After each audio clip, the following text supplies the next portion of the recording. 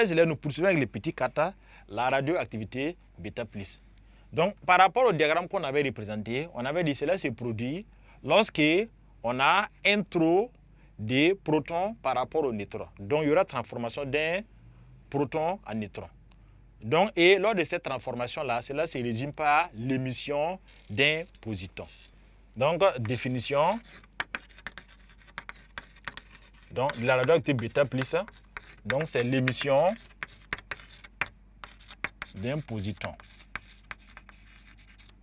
L'émission d'un positon. Donc, les positons, son symbole, c'est E, 0 et 1. Donc, c'est une particule. Je modifie encore, excusez. Donc, les positons, son symbole, c'est E, 1 et 0. Donc, ça correspond, c'est comme si on avait un électron, mais ça veut dire que le nombre de charges là, ce n'est pas négatif, mais c'est plutôt positif. Donc, c'est l'émission d'un positon au cours d'une réaction nucléaire.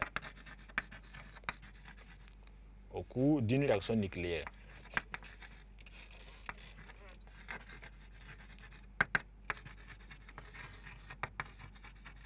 On rappelle ici que les réactions nucléaires doivent être des réactions nucléaires spontanées.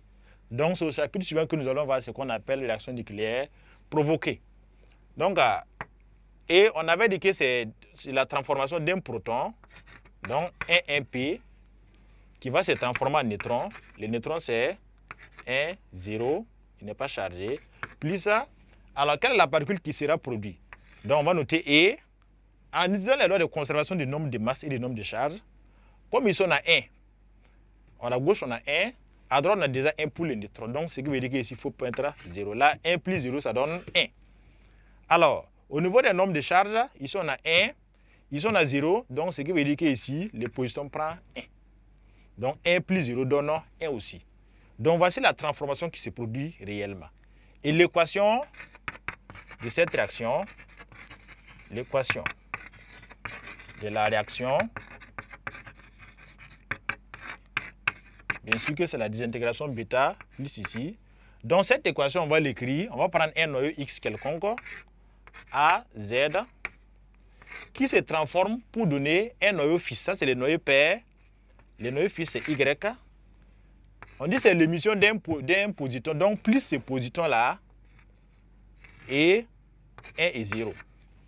Alors, et dans ce type de radioactivité, il faut ajouter ce qu'on appelle un neutrino. Donc là-bas, lui, son symbole, c'est comme ça, V avec 0, 0. Donc, cette particule s'appelle le neutrino. Donc, mais c'est quand c'était bêta moins, là, c'est l'antineutrino, mais avec barre en haut. Mais quand c'est bêta plus, il n'y a pas de barre. Donc, lui s'appelle neutrino. On va prendre un exemple. Alors, avec ce qu'on a pris ici, exemple, voyez s'il va les coefficients ici, en utilisant les lois de conservation du nombre de charges et du nombre de masses. Si ici c'est A, comme ici on a 0, 0, c'est qu'ici en haut aussi c'est A. Ici c'est Z, ici on a 0 plus 1. Quel coefficient faut-il mettre ici pour qu'il y ait conservation?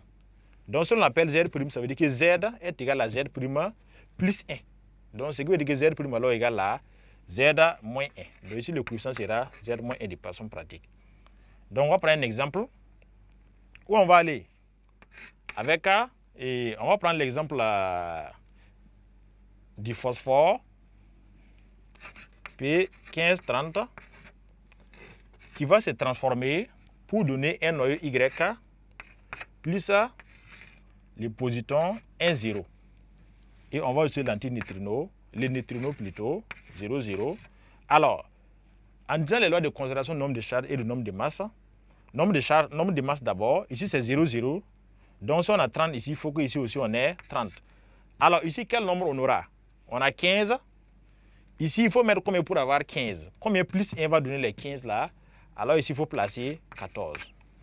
Donc 14 dans le tableau correspond généralement au silicium. Les 14, c'est le silicium. Donc si on donne un tableau, où vous connaissez à quoi correspond les noyaux des nombres de charges 14, on peut remplacer Y par les noyaux en question. L'énergie libérée. L'énergie libérée Donc, nous sommes toujours dans les radioactivités bêta plus. Alors, ici, l'énergie libérée, c'est la même démarche que pour la radioactivité bêta moins.